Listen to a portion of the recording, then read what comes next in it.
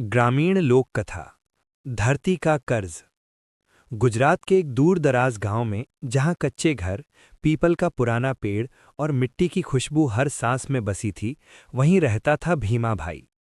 भीमा भाई साधारण किसान था, न ज्यादा अमीर न बहुत गरीब। पर एक बात थी जो उसे खास बनाती थी, उसकी ईमानदारी और धरती से प्रेम।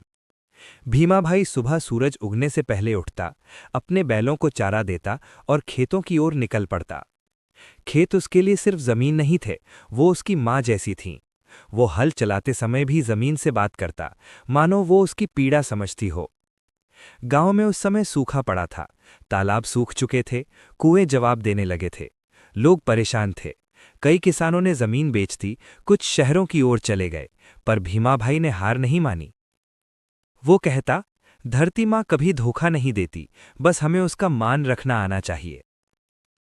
गांव का मुखिया लखा भाई अलग ही सोच का आदमी था। उसे सत्ता और धन का लालच था। उसने गांव के पास की सामूहिक चरागाह को शहर के व्यापारी को बेचने का मन बना लिया। वो जानता था कि उस जमीन से गांव के गरीबों का गुजारा चलता है, पर उसे परवाह नहीं थी। एक दिन पंचायत बैठी। मुखिया ने ऐलान किया, ये जमीन अब गांव की नहीं रही, इसे बेचकर हमें पैसा मिलेगा, विकास होगा। लोग चुप थे, डर के कारण कोई बोल नहीं रहा था। तभी भीमा भाई खड़ा हुआ। मुखिया जी, ये जमीन हमारे पशुओं की है, हमारे बच्चों की है, इसे बेचना मतलब गांव की रीढ़ तोड़ना।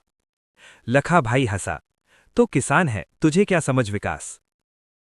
भीमा भाई की आंखों में आंसू आ गए, पर आवाज मजबूत थी।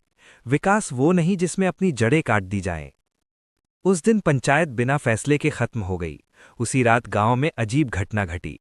तेज आंधी चली, बिजली कड़की और मुखिया का बड़ा गोदाम गिर पड़ा। लोग इसे संयोग मानते रहे, पर बुजुर्गों ने कहा, यह धरती का संकेत है। अगली सुबह भीमा भाई खेत में काम कर रहा था। अचानक उसे हल के नीचे कुछ सख्त लगा। उसने खोदा तो एक पुराना मिट्टी का घड़ा निकला। घड़े में पुराने सिक्के और एक ताम्रपत्र था। ताम्रपत्र पर लिखा था, जो इस धरती की रक्षा करेगा, धरती उसकी रक्षा करेगी। ये धन गांव के काम आए, निजी लालच के लिए नहीं। भीमा भाई समझ गया, ये उसकी परीक्षा है। वो चाहता तो धन अपने पास रख सकता था, पर उसने पूरा घड़ा पंचायत को सौंप दिया। पंचायत फिर बुलाई गई। भीमा भाई ने ताम्रपत्र सबको पढ़कर सुनाया। गांव में सन्नाटा छा गया। मुखिया का चेहरा उतर गया। लोगों को एहसास हुआ कि धरती सच में बोलती है, बस सुनने वाला चाहिए। गांव के बुजुर्ग बोले, ये धन गांव के कुएं, तालाब और स्कूल के लिए होगा। मुखिया का विरोध हुआ। उसी रात मुखिया बीमार पड़ गया।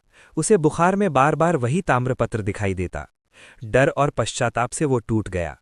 सुबह उसने सबके सामने माफी मांगी और पद छोड़ दिया। कुछ ही महीनों में गांव बदल गया। पुराने तालाब खुदे, पानी लौटा, खेत हरे हो गए। लोग वापस लौटने लगे। भीमा भाई को मुखिया बनने का प्रस्ताव मिला, पर उसने मना कर दिया। मैं शासक नहीं, सेवक बनना चाहता हूं। आज भी उस गांव में जब कोई नया किसान हल उठाता है, तो बुजुर्ग कहते हैं, धरती को मां समझना, नहीं तो वो सबक सिखा देगी। और पीपल के पेड़ के नीचे एक पत्थर पर लिखा है, धरती का कर्ज ईमान से चुकाओ।